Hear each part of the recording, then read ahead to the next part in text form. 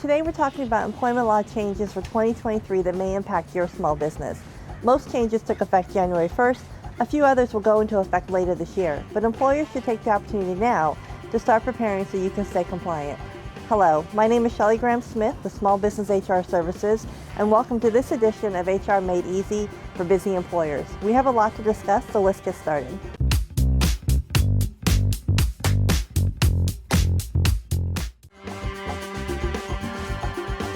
Let's start with changes to minimum wages and minimum pay. Starting January 1st, California state minimum wage for all non-exempt employees, regardless of employer size, is now $15.50 per hour.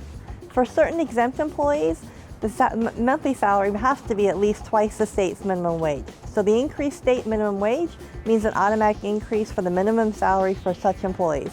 The new minimum salary for employees classified on the administrative, executive, or professional exemptions is $64,480 annually. The minimum pay for employees meeting the criteria for the computer software professional exemption increased as well to $53.80 per hour. And for commission-based employees, the new hourly rate will be at least $23.25 per hour. Keep in mind, these are the state minimum requirements. Employers must also pay attention to increases brought about by local ordinances, which may require higher minimum wage. Several California cities have increases that went into effect January 1st, with a few becoming effective later in the year. Senate Bill 1162 imposes new wage disclosure and reporting requirements on California employers.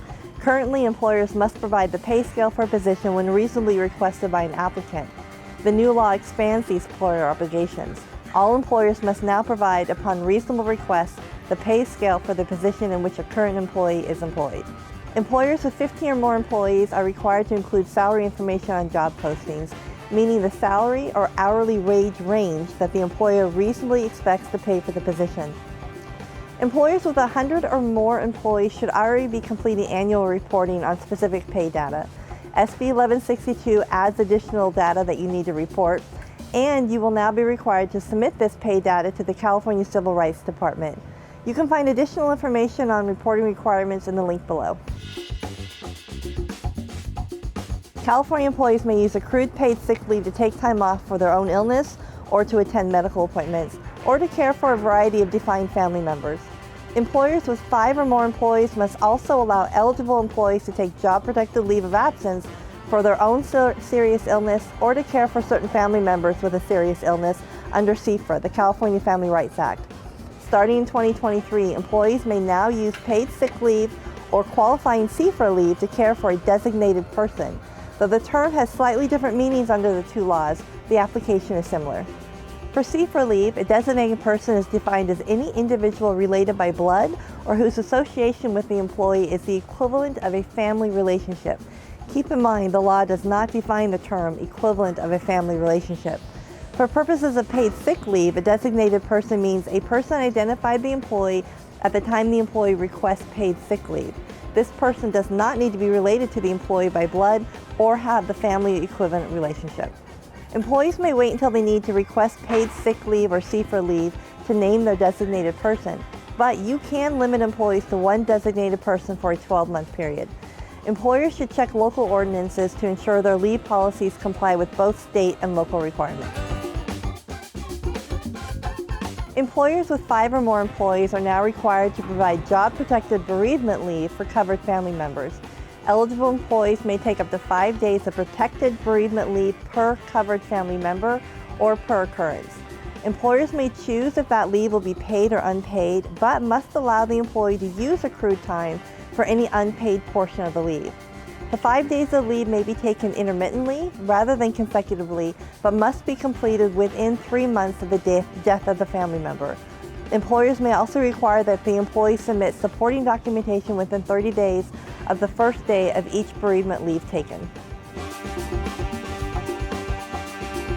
The COVID-19 state supplemental sick leave expired December 31st. However, employers in certain cities should be aware of local ordinances where COVID-related sick leave requirements may apply into 2023.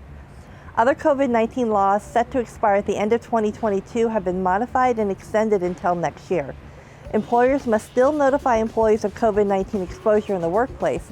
However, you may choose to post a notice at the workplace for 15 days rather than providing individual notices.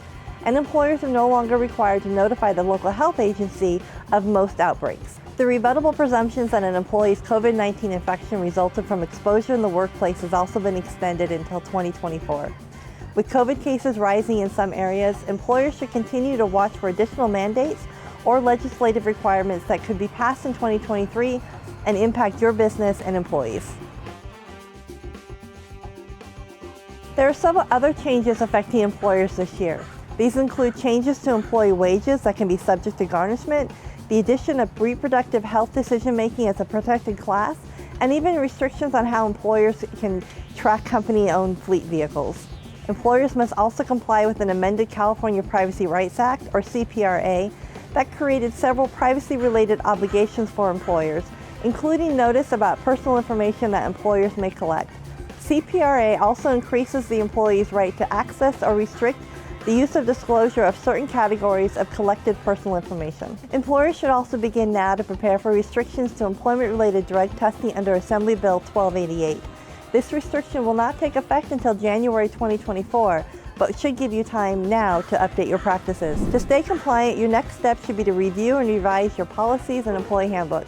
We can help. Use the links below to schedule your free consultation and to download our DIY employer checklist to get you started. Thank you for watching. See you next time.